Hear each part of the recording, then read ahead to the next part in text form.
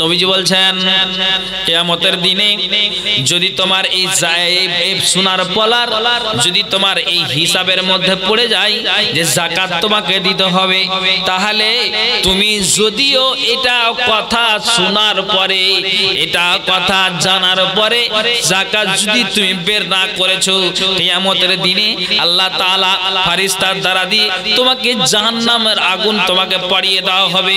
জাহান্নামের দুটো পলা পড়িয়ে দেওয়া হবে, আগুনের পলা পড়িয়ে দেওয়া হবে দুই হাতে।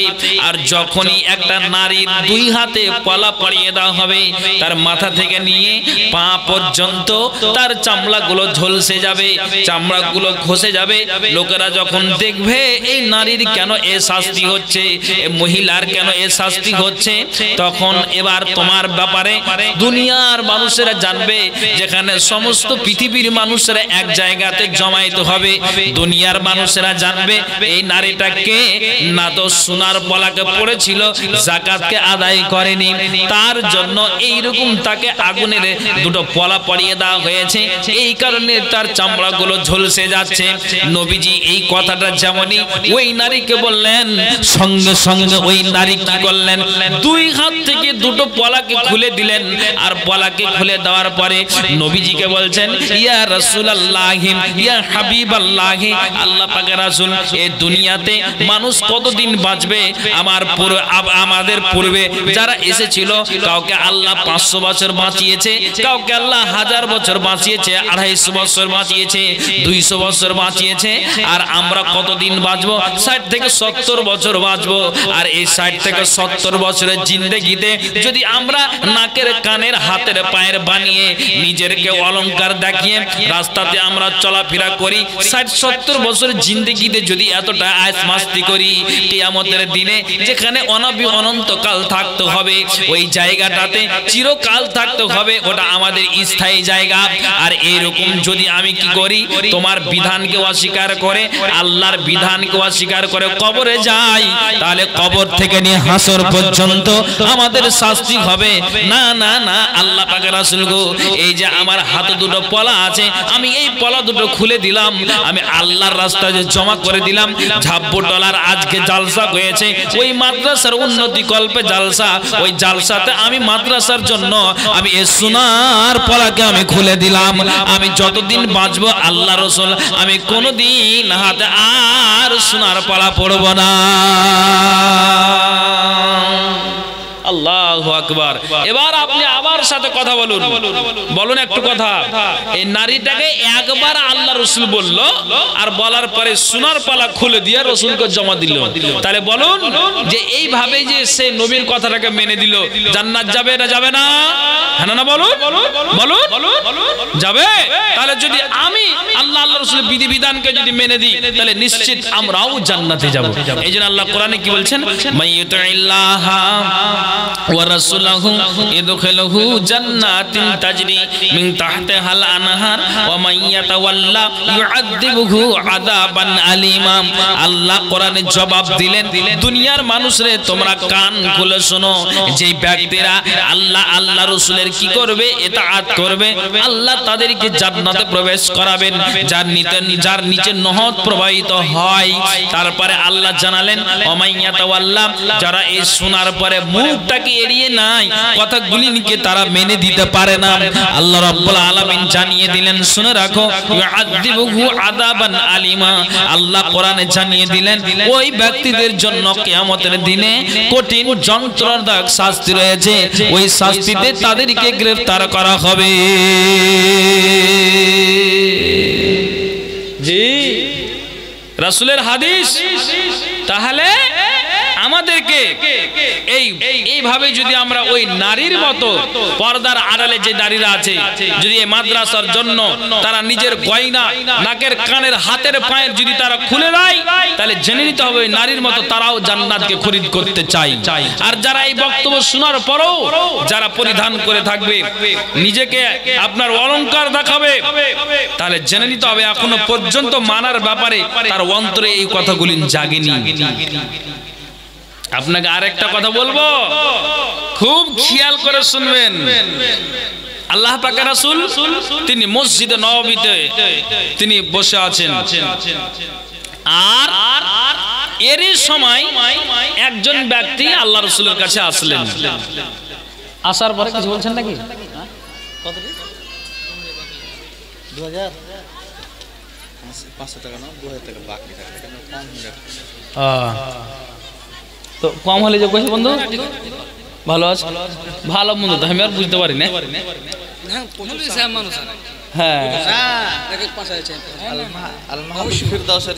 হ্যাঁ শুনলাম তো। আচ্ছা শুনেন একটা কথা শুনেন বলাটা ভারী হ্যাঁ ওটাও কথা ঠিক। যখন আবদার পেয়েছি কিছু বাড়িয়ে দেব আপনার খুশিতে যেটা আমি বললাম সেটা রাখেন না এটা তো রেখে দেবো আপনাকে ঘুরিয়ে দেবো না আমি। ঠিক আছে 2000 টাকা করে দেন 2000 টাকা বাকি দিয়ে লিখে দেন 500 টাকা নগদ দিল।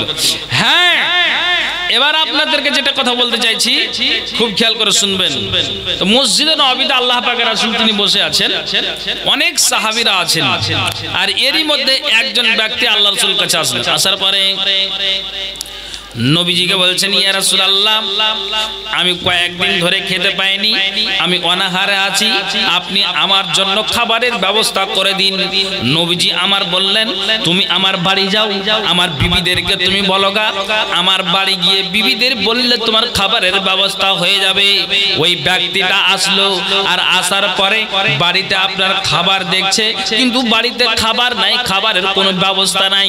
আয়েশার বাড়িতে গেল পানি ছাড়া কোনো ব্যবস্থা নাই, হাফসার বাড়িতে গেল পানি ছাড়া কোনো ব্যবস্থা নাই।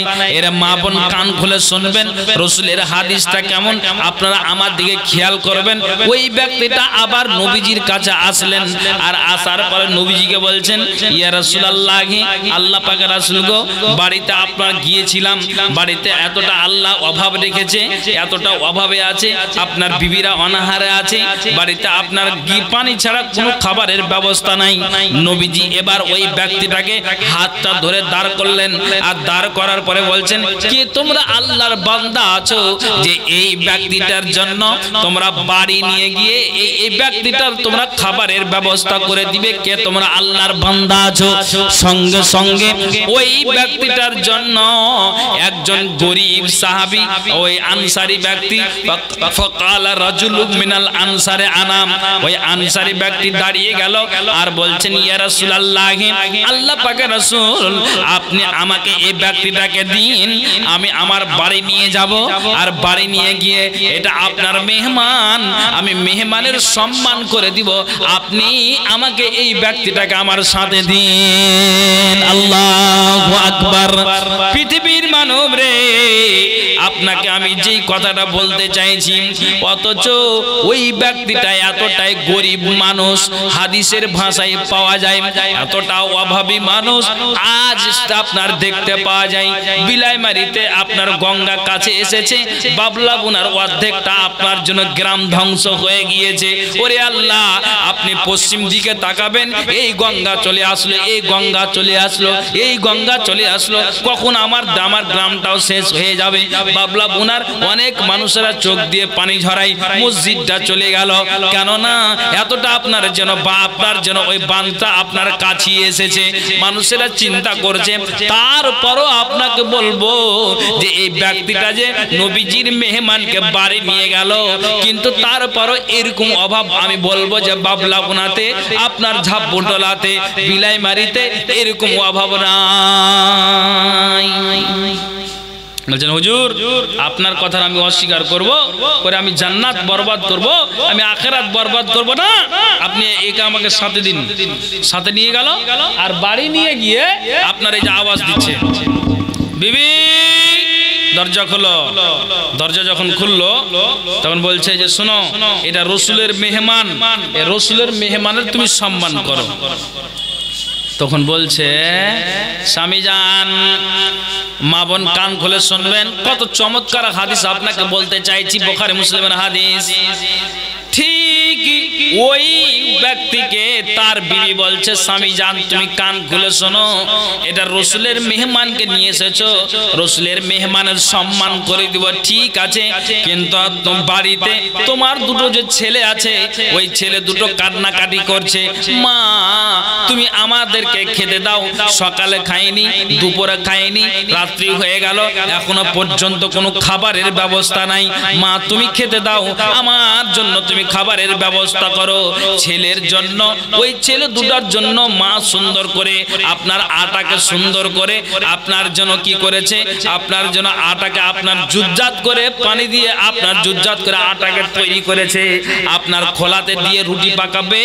আর ওই মুহূর্তে রসুলের মেহমানকে নিয়ে ঢুকেছে, তখন বলছে, স্বামী জানগো বাড়িতে তোমার না চাল আছে না তোমার ডাল আছে, এই যে তুমি রসুলের মেহমানকে নিয়ে এসেছো, আর দেখো তোমার বাচ্চা দুটো আমার পা ধরে গড়াগড়ি করছে, মা তুমি খেতে দাও।